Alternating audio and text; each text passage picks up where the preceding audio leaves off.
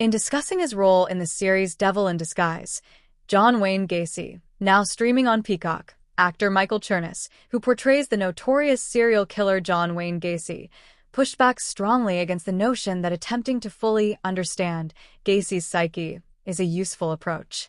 Chernus described such a pursuit as essentially BS, arguing that framing the atrocities through the lens of psychology risks minimizing the sheer evil of what happened and distracts from the real focus, the victims and the systemic failures that allowed the crimes.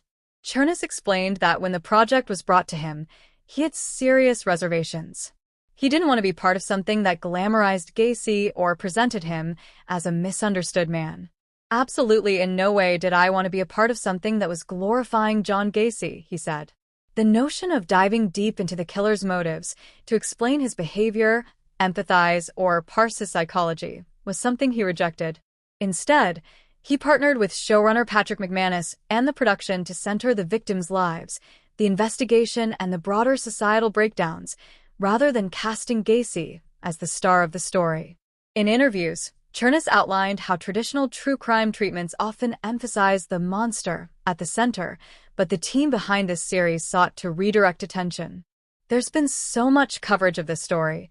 One of the things I was interested in is changing the narrative around the story and correcting some of the ideas that we have about it that are a bit incorrect or misguided, Chernus said. He points out a specific example, the popular image of Gacy as the killer clown. He clarifies that while Gacy's clown persona, Pogo or Patches, became notorious, the depiction that he wore a clown suit to lure victims or created the murderous spree via that mask is inaccurate.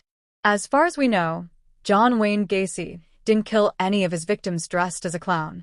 He didn't use the clown persona to lure young men back to his house, he explained. He also revealed the psychological toll of the role and his refusal to stray into method acting territory. Chernus said that before each day of filming, he would open a board listing the names and ages of each of Gacy's known victims, as a grounding ritual to keep the purpose of the series front and center. His aim was to avoid romanticizing or simplifying the killer's mind, and instead reflect the horrific reality of unempathetic evil and the lives lost. By rejecting the pursuit of understanding the killer in favor of highlighting the victims and vigilance over systemic failures, Chernus and the show challenge how true crime dramatizations are often framed.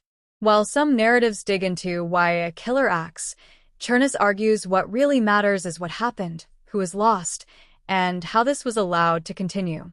He described the idea of empathizing or rationalizing Gacy's actions as BS, when the scale of the crimes and their consequences demand a different orientation. The release of Devil in Disguise thus becomes not just another serial killer drama, but a conscious attempt to shift perspective away from fascination with the killer's psyche and toward empathy for victims, accountability for systems, and acknowledgement of horror without glamour.